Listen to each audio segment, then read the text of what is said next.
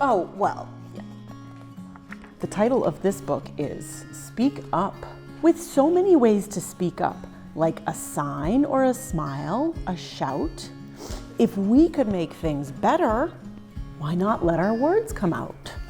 Most recently at the last Juneteenth event, there was a moment where we were in a Soul Train line. It was, I think, the first ever in the middle of Short Street, a Soul Train line of all different types of people. And it was just so great to see everyone just celebrating the same thing at the same time, no fighting. It was just all happiness. And when I looked out into the audience at that moment, I looked at Kristen and I'm like, we did it. Like, it's not just all white, black, or Asian, or any one group. It is a diverse group, and people are celebrating all the things that you would want them to about Black culture in a predominantly white town.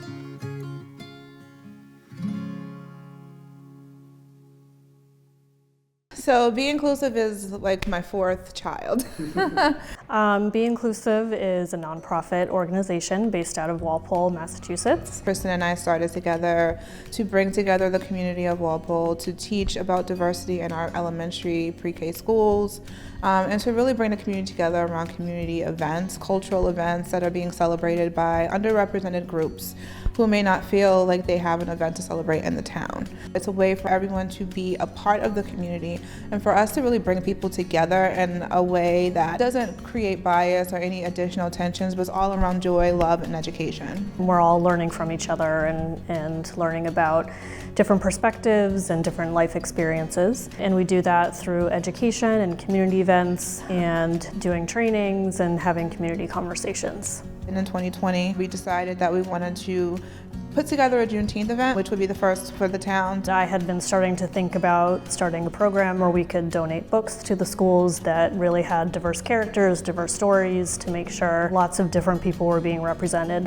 in the library. And Be Inclusive started, and in particular the Multicultural Books Initiative, where it was sort of the first DEI push in the local public school. She kicked off Juneteenth, I started with the books, and we kind of grew from there. So if you have seen the demographic data of Walpole, only less than 5% is Asian and less than 3% is African American. We introduce these festivals and these activities, right, that teaches different cultures to the whole community. I think it makes them feel inclusive. It makes them feel heard. So in addition to the Multicultural Books Initiative, we have put on Juneteenth events, Diwali celebrations, hair care drives. We have been involved with the MLK celebration. We really wanted to have the community look to us as a resource.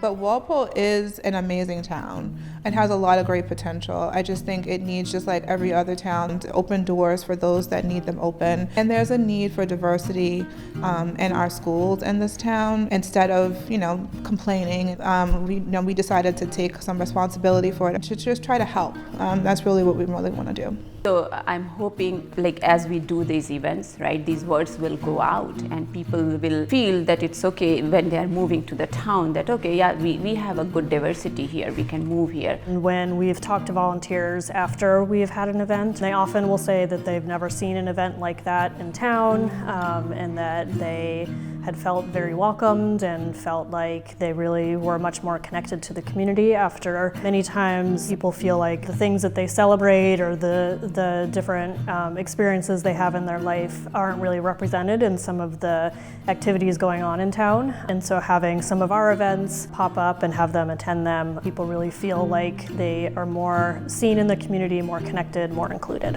When the group is taking one path, but it's not the way, speak up, change directions. Leaders don't always obey. Yeah, so for me, most fulfilling part is that I'm helping the other women who are trying to make a difference.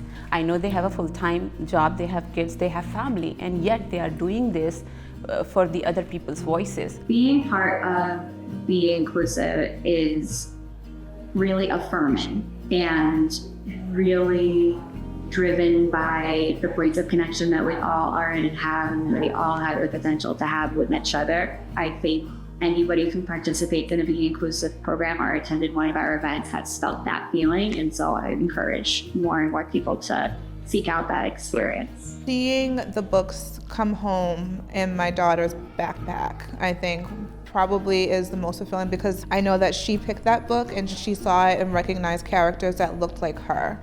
And that was not the case when my son was at the same school. And so for me, that is huge, and that means that we should keep doing what we're doing, and keep collaborating with the schools and keep working with the community and listen. And when they are asking for something, hear them and try to help provide a space for them. If you ever feel, right, that you are not heard, you are in minority, please do come to Be Inclusive. We will do anything we can do to help you.